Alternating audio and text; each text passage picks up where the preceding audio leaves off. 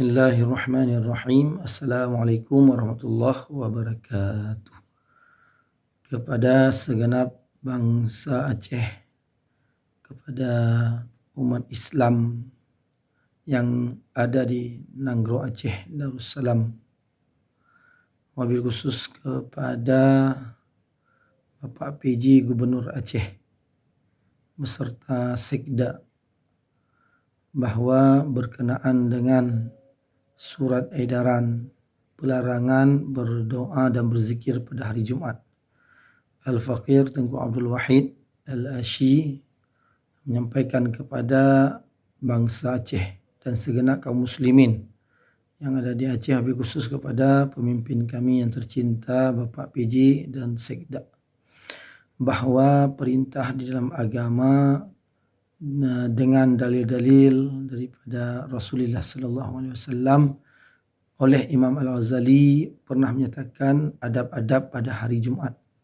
Pada hari Jumat itu sangat dianjurkan, yang pertama, memperbanyak menuntut ilmu. Kalaupun hari lain kita sudah menuntut ilmu, maka hari Jumat itu tambahkan waktunya, perbanyak, lebih banyak lagi daripada hari biasa. Kemudian yang kedua, perbanyakkan doa pada hari Jumat. Dan yang ketiga, perbanyakkan solawat pada hari Jumat. Yang keempat, perbanyakkan solat sunat. Yang kelima, perbanyakkan baca Al-Quran. Bahkan sampai banyak hadis Rasulullah menyatakan kelebihan baca surat-surat ayat-ayat tertentu pada malam Jumat atau hari Jumat. Bahkan Rasulullah SAW tidak pernah meninggalkan membaca surat Kahfi dengan berbagai fadilah kelebihannya. Kemudian yang keenam, perbanyak sedekah.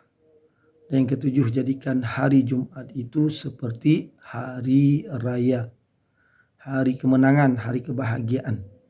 Sejarah mencatat bahawa dari masa Sultan Iskandar Muda, masa jaya Islam dulu, masa para sahabat Rasulullah sallallahu alaihi wasallam, masa kejayaan Islam bersama Rasulullah sallallahu alaihi wasallam, bahkan hari Jumat itu hari liburnya umat Islam.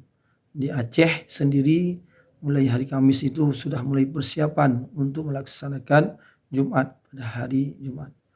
Maka oleh kerana demikian, kami mengharapkan kepada pemimpin kami, Bapak PJ Gubernur Aceh, Bapak Ahmad Marzuki, untuk yang pertama, bahawa membatalkan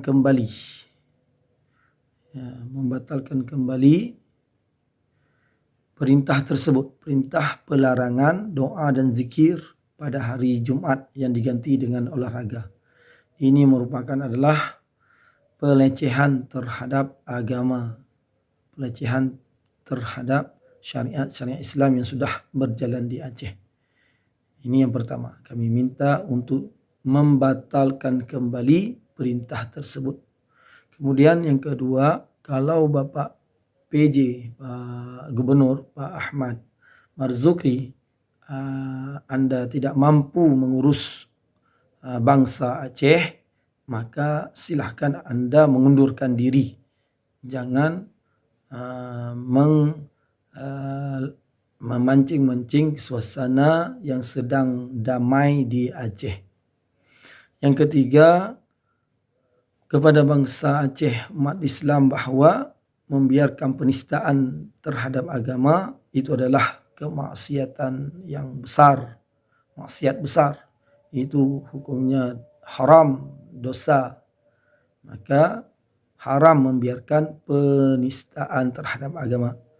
Yang keempat, apabila ini tetap dilaksanakan, maka kepada bangsa Aceh, bangsa kami yang tercinta, maka tunggulah azab daripada Allah Subhanahu Wa Taala yang akan Allah turunkan kepada kalian, hai Bapak PJ Ahmad Marzuki, dan yang membantu ide-ide Bapak, program-program Bapak, dan yang menyokong, yang memerintahkan Bapak untuk mengotak-atik, untuk melemahkan syariat Islam di Aceh, akan ditimpa bencana, akan mendapat musibah daripada Allah Subhanahu Wa Taala, bukan hanya untuk Bapak, juga kepada kami bangsa Aceh.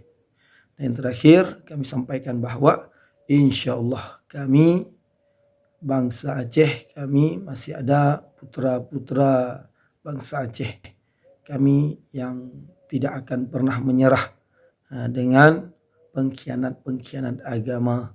Kami senantiasa istiqamah, senantiasa ikhlas dan sabar dalam menghadapi pengkhianat-pengkhianat agama. InsyaAllah sampai tetesan darah terakhir, sampai nafas terakhir, insyaAllah biiznillah kami akan mempertahankan agama kami yang ada di Aceh.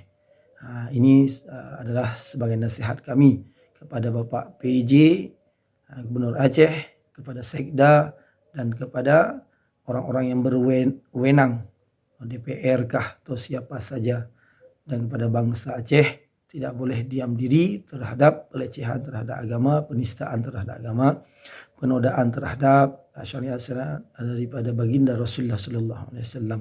Tugas kita bersama baik putra ataupun putri untuk menegakkan Islam, untuk mempertahankan Islam.